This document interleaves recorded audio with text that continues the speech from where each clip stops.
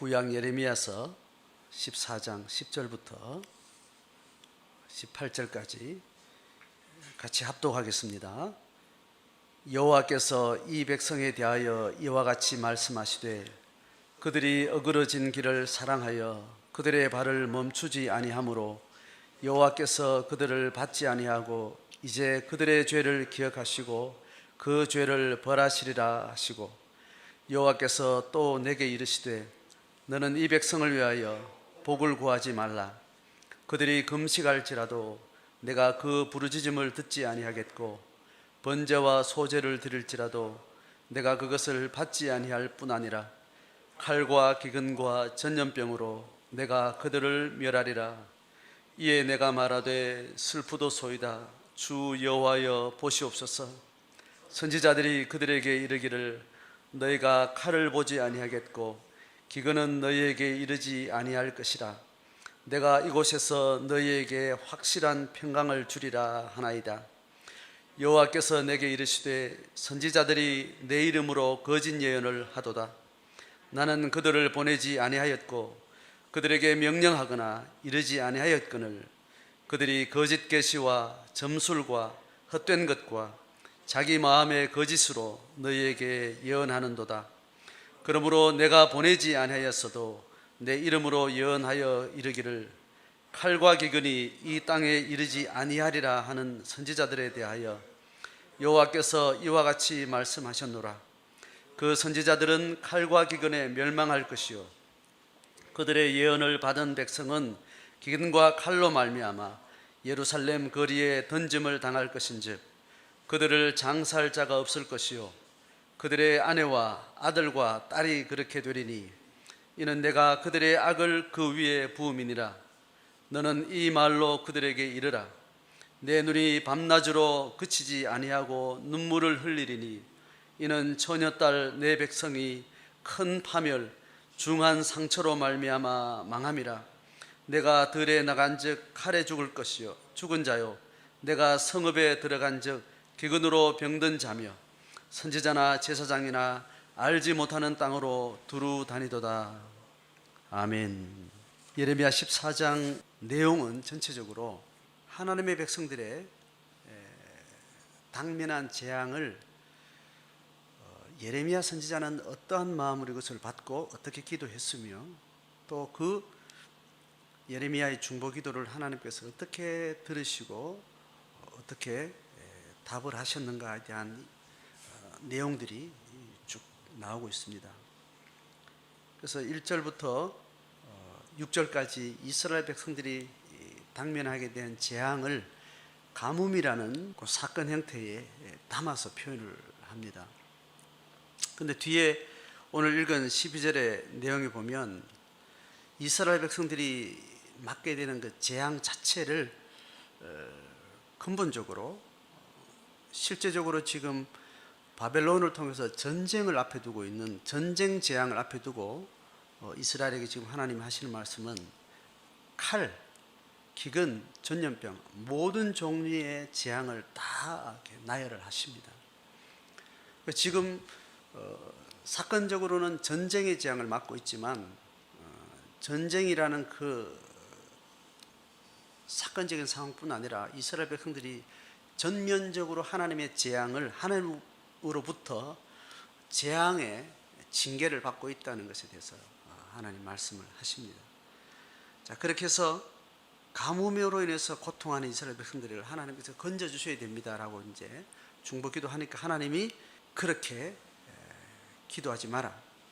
내가 이 백성들을 재앙으로 멸망시키는 것이 내 목적이다라고 하나님은 그렇게 말씀을 하세요. 자, 그 내용이 지금 오늘 읽은 10절의 이야기입니다. 하나님이 그들을 벌하겠다. 그리고 그들은 어그러진 길을 사랑해서 어그러진 그 발을 멈추지 아니하고 죄를 계속해서 추가하고 이렇게 긴 역사를 이어왔기 때문에 하나님이 이제 그들을 받지 않겠다. 그래 너희 기도를 내가 받을 수가 없다. 이렇게 이야기를 합니다. 그래서 11절부터 적극적으로 이야기해요. 너는 이 백성을 위하여 복을 구하지 마라. 그들이 금식할지라도 내가 그 부르짖음을 듣지 아니하겠다. 또 번제와 소제를 드릴지라도 그들의 헌신과 예배를 드려도 그것을 받지 아니할 뿐 아니라 기본적으로 하나님이 이스라엘 백성들의 기도를 듣지 않겠다는 거예요. 그 기도와 그의 금식과 예배를 통해서 하나님 앞에 그들의 탄원의 간구를 해도 그것을 받지 않는다. 오히려 칼과 기근과 전염병 모든 종류의 재앙을 동원해서 그들을 멸망시킬 거다. 이게 하나님이 예레미야 그 당시에 이스라엘 백성들을 향한 하나님의 마음이요 계획이었던 거예요. 자, 그렇게 해서 하나님이 완전한 답을 명확하게 이야기를 하니까 13절에 예레미야가 다시 이야기를 해요. 자, 첫 번째 이스라엘 백성들을 살려달라고 중보한 것에 대해서 하나님이 이렇게 답을 끝낸 거예요. 자, 첫 번째 하나님 앞에 중보 기도한 것을 하나님이 이렇다라고 이야기를 했고, 그 다음에 13절부터는 두 번째 대화가 시작돼요. 이제 그 하나님의 계획을 명확히 듣고 13절에 예레미야가 다시 하나님 앞에 이야기합니다. 보면 이에 내가 말하되, 이제 예레미야가 이야기하는 거죠. 슬프도소이다 주 여호와여 보시옵소서. 자, 슬픔의 감정을 또 드러내고 하나님이 그걸 내가 너 기도를 안 들을 거다. 그리고 그 기도하지 마라. 그리고 이스라엘 백성들의 이 물리적인 재앙을 구원해 달라는 그 기도를 네가 하지 마라. 그 복을 구하지 마라. 듣지 않고 예배도 네가 안 들을 거다. 자, 이야기하니까 슬프도소이다 주 여호와여 보시옵소서. 이제 다른 문제를 또 이제 이야기하는 겁니다. 그렇다면 주님 하나님 보십시오 하면서 하는 말이 뭐냐 하면 선지자들이 그들에게 이야기하고 있는 것을 이야기하고 있습니다. 자, 이 당시에 예레미야 선지자 외에 많은 이제 종교 지도자들이 있었겠죠. 말씀을 가르치는 다양한 사역들이 있었을 것이고 많은 영적 지도자들이 있었을 거예요. 그 중에 많은 선지자들이 복수를 이야기합니다. 그들에게 이스라엘 백성들에게 이르기를 이렇게 이야기한다는 거예요. 너희가 칼을 보지 아니하겠고 기근을 너희에게 이르지 아니할 것이다. 그런데 지금 많은 하나님의 이름으로 사역하는 선지자들은, 종교 지도자들은 백성들에게 전쟁을 보지 않게 할 거다. 그리고 기근도 너희들에게 있지 않을 거다. 이런 이야기를 합니다.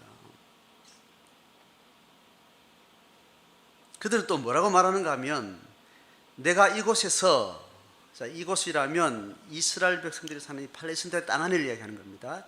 전쟁이 임박해서 제국의 군대가 쳐들어오면 그 나라는 완전히, 그 사회가 완전히 망가지는 거죠. 그리고 그 전쟁의 결과물로 그들은 노예물일 뿐 아니라 많은 사람들을 노예로 이스라엘 백성들을 또 끌고 또 그렇게 제국으로 흩어지게 되는 거죠. 근데 그 반대 이야기하면서 이곳에서 너희에게 확실한 평강을 주리라 이야기를 지금 하고 있다는 거예요. 이스라엘 백성들에게 지금 혼자 사역하고 있는 예레미야는 계속 하나님과 소통하면서 재앙을 이야기를 하고 있는데, 많은 선지자들, 많은 하나님의 이름으로 이스라엘 백성들께 가르치는 사람들은 그 반대를 이야기하고 있다는 거예요. 하나님, 내 혼자 이야기를 해도 이 사람들이 들을까 말까 한데 적극적으로 나와 반대되는, 하나님 뜻과 반대되는 이야기를 백성들에게 계속해서 지도자들이 지금 가르치고 있습니다. 이거 어떻게 합니까? 그래서 선지자들이 지금 말하는 핵심은 칼, 기근 두 개를 지금 오늘 이야기하고 있는데 전염병은 빠진 상태죠. 어쨌든 이스라엘 백성들에게 재앙은 없을 거다. 하나님의 이름으로 그렇게 이야기하는, 그리고 하나님의 백성들에게 이곳에서 평강을 줄 것이다. 이 예언을 하고 있는 내용을 그대로 오늘 13절에서 말하고 있습니다. 자, 거기에 대해서 이제 오늘 14절부터 18절까지 하나님이 거짓 예언자들에 대해서 이야기를 하고 있습니다.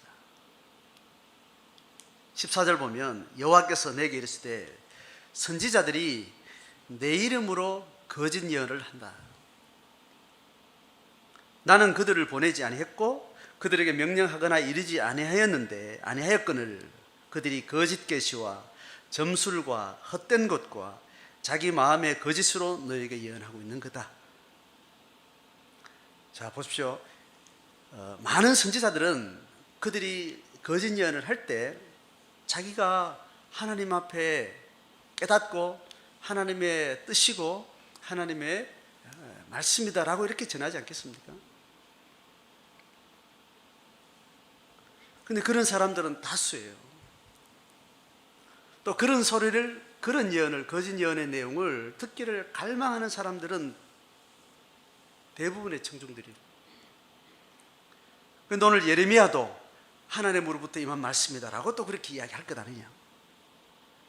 자, 역사적 상황 속에, 실제 상황 속에서, 현재적 상황 속에서 하나님의 이름을 두고 반대 이야기가 이렇게 나오고 있는 겁니다. 그러니까 지금 신앙의 공동체가 계속 많은 시간에, 많은 역사의 세월을 지나오는 동안 매번 중요한 신앙적인 사건과 사태 속에서는 이 두 가지 목소리가 다 하나님의 이름으로 그렇게 들려지는 겁니다.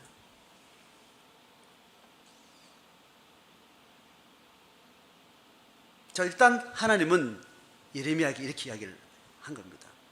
내 이름으로 거짓 예언을 한 거다.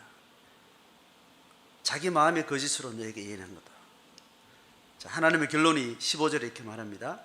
그러므로 내가 보내지 않았어도 내 이름으로 예언하여 이르기를, 위에 했던 이야기죠. 칼과 기근이 이 땅에 이르지 아니하리라. 자, 재앙이 없을 것이다라고 이야기하는 선지자들에 대하여 여호와께서 이같이 말씀하셨노라.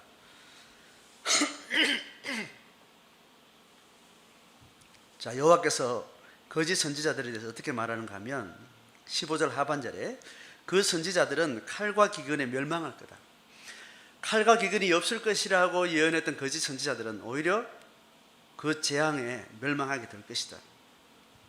뿐만 아니라 16절에 그들의 예언을 받은 백성들, 그들의 예언을 믿고 또 그렇게 되기를 또 원했고 또 거기에 공감하고 동조했던 그 백성들도 기근과 칼로 말미암아 예루살렘 거리에 던져짐을 당할 것이다.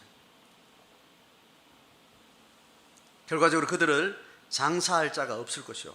장사할 자가 없다는 말은 너무 많은 사람들이 죽어나가니까 그걸 감당을 못한, 혹은 살아있는 사람이 전혀 없으니까 다 잡혀가고 다 죽고 철저하게 유린을 당하니까 사람의 죽음을 정리해주고 처리해줄 수 있는 사람이 없다는 거예요. 그들의 아내와 아들과 딸들이 전 세대가 다 그렇게 되는데 이는 내가 그들의 악을 그 위에 부었기 때문이다. 자, 하나님의 백성들의 악함 위에 하나님의 재앙을 그대로 부어버렸다는 거예요. 자, 지금 요 사태는 계속해서 예레미야 본문을 다룰 동안 계속해서 이야기했죠. 오늘 본문은 하나님이 하나님의 백성들을 향해서 재앙을 이야기하고 재앙이 실제적인 역사적인 사건으로 임박해서 이루어지고 벌써 오래전에 북왕국도 그렇게, 북왕국 이스라엘도 그렇게 아시리아 제국에 사라진 지 얼마 되지 않습니다. 그러니까 북왕국이 처음으로 그들이 멸망하게 되는 상황에는 상상도 할 수 없었던 일들이 지금 유다 백성은 이미 오래전에 하나님의 이름으로 그렇게 건재하던 북왕국이 그렇게 사라져, 역사의 순간에 사라져버린 것을 이미 보았어요. 봤기 때문에 그것이 더 두렵고 또 거기서부터 살아내야겠다는 그런 간절한 또 마음들이 있었을 수도 있고, 그랬음에도 불구하고 그들은 하나님 앞에 어떻게 이 재앙을 믿음으로 대응해야 될지를 아직 감을 못 잡고 집단 공동체 전체가 완전히 영적으로 닫힌 상태에서 이 상황을 지나고 있는 겁니다. 자, 그럼 지금 우리는 지금 오늘날 21세기를 살아가고 있는 우리는 이경륜 시대의 이스라엘 백성들의 한 공동체를 이스라엘 한 공동체를 통해서 하나님의 구원 역사를 이루어가는 긴 역사적 과정 가운데 한 시점을 우리가 보고 있는데, 이거는 이경륜 시대의 이스라엘 백성들이 어떠한 시점에 보고 있는 재앙인 거예요. 그러면 모든 전 시대에 대해서 가르치고 있는, 자, 이경륜 시대의 여러 가지 역사적 상황을 통해서 하나님이 여러 가지 하나님의 마음과 하나님의 뜻에 대해서 가르치는 중에 오늘 하나님의 재앙이 그들의 백성 위에 머리 위에 지금 임박해진 이 상황을 보면서 지금 오늘날 온전한 하나님의 계시가 완성되어지고 열방에 온전히 하나님의 계시가 완벽하게 소개되어지고 그 역사가 진행되고 있는 이 삼경륜 시대를 살고 있으면서 우리가 살아가는 이 삶 속에서 하나님이 그 백성들을 향해서 재앙을 어떻게 염두에 두고 있고, 하나님의 백성들은 이 땅에서 경험하는 많은 재앙들을 신앙의 관점에서 이걸 어떻게 이해하고 어떻게 대응해야 될 것인가에 대해서 우리는 성경을 통해서 정리되는 게 필요합니다. 그래서 오늘 이 복을 구하지 마라, 내가 그들을 멸망시키겠다. 자, 이것이 오늘 우리가 이 본문을 통해서 어떤 특정한 상황에만 하나님이 이렇게 하시는 건지, 아니면 일반적인 상황 가운데 우리는 많은 재앙들을 어떻게 우리가 맞이해야 되나. 자, 이것은 성경 전체적으로 구약 성경 이경륜 시대에도 하나님 백성들에게 임박한 재앙을 하나님께서 강권적인 능력으로 그 재앙을 피해갈 수 있도록 그 재앙을 하나님께서 면해 주시고 그 재앙으로부터 그들을 구원해 주시고, 이런 놀라운 역사들이 수도 없이 또 많단 말이죠. 그 오늘 예레미야서, 특히 선지서는 이스라엘 왕국이 지금 멸망해가는 그 역사적 시점에서 이스라엘 백성들은 온전히 하나님의 재앙을 받기 위해서 존재하는 백성인 것처럼 그렇게 보여지는 그런 사건들을 우리가 보고 있는 겁니다. 일반론적인 모든 시대에 하나님의 백성들을 향한 하나님의 뜻은 사람이 만나게 되는 여러 가지 종류의 재앙을 우리는 어떤 식으로 신앙으로 이것을 이해하고 받아들여야 되는지, 그것을 잠깐 정리를 했으면 좋겠습니다. 자, 구약 시대의 일은 복을 구하지 말라, 내가 듣지 않아 하고 그들을 멸하겠다, 이 이야기가 오늘 우리 시대에, 여러분 우리 신약 시대에 한국교회에서 1900년도 연대 2000년대 이렇게 우리가 한 세대를 우리가 신앙의 삶을 살면서 우리도 수많은 하나님의 이름으로 복을 구하는 기도와 또 그 기도에 응답받은 간증들을 수도 없이 들어왔고, 우리는 또 그것을 기도하기도 했고 갈망하기도 했어요. 그래서 우리는 복을 구하지 말라는 이야기보다 하나님이 복 주신다는 이야기를 우리는 성경을 통해서 수도 없이 들어왔고, 그것이 실제인 줄 알고 또 그것이 실제적으로 경험도 하고 그렇게 지내왔단 말이죠.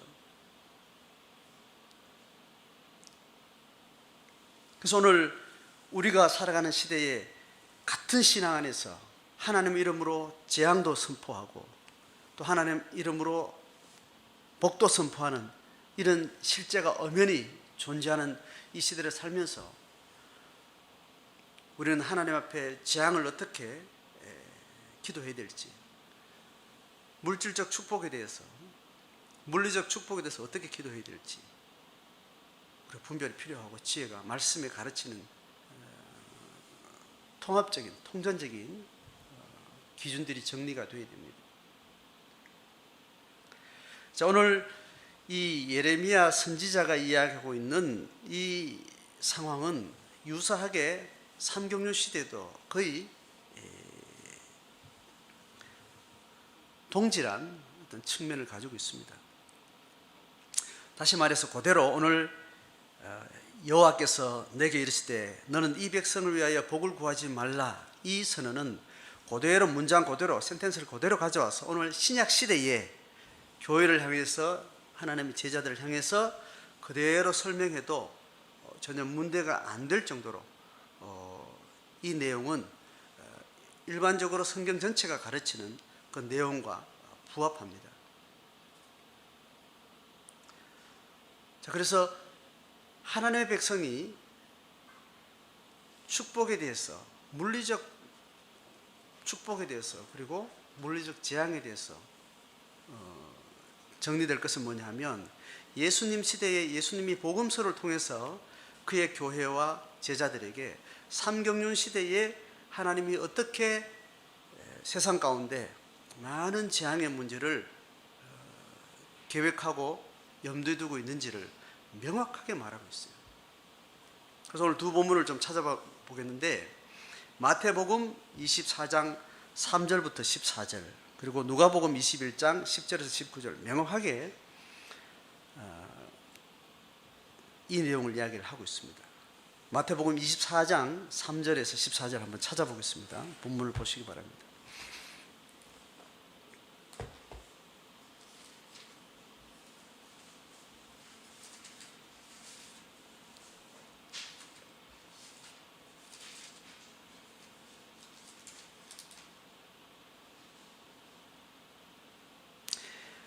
마태복음 24장 3절부터 이 문단에 스터디 성경이 편집하면서 만들어 놓은 그 문단의 제목이 이렇습니다. 재난의 징조라고 이야기합니다. 24장 3절, 예수께서 감람산 위에 앉으셨을 때에 제자들이 조용히 와서 이르되 우리에게 이르소서 어느 때에 이런 일이 있겠사오며 또 주의 임하심과 세상 끝에는 무슨 징조가 있사오리까. 자, 이 산에서 예수님의 12 제자가 예수님께 질문하는 거예요. 앞에 무슨 이야기를 했는가? 2절에 하나님이 이스라엘 성전 있죠, 성전. 이스라엘 이경륜 시대에 있었던 성전이 다 파괴될 거다. 성전 시대가 끝나고 성령 시대가 올 것에 대한 이야기를 하는 거예요. 자, 그런 이야기 하니까 제자들이 그렇게 이경륜 시대에서 삼경륜 시대로 넘어가는 그 시점에 이런 재앙들은 어떻게 일어나고 그 징조를 어떻게 알겠습니까? 얘기하니까 예수님이 제자들에게 삼경륜 시대 전반적으로 하나님의 계시가 완성되어지는 이 종말적인 상황 가운데 우리의 삶의 정황을 이야기하는데 재난에 대한 이야기를 합니다. 4절 보면 예수께서 대답하여 이르시되 너희가 사람의 미혹을 받지 않도록 주의하라. 자, 미혹됨에 대한 이야기 하죠. 많은 사람이 내 이름으로 와서 이르되 나는 그리스도로 하여 많은 사람을 미혹하리라. 자, 보세요.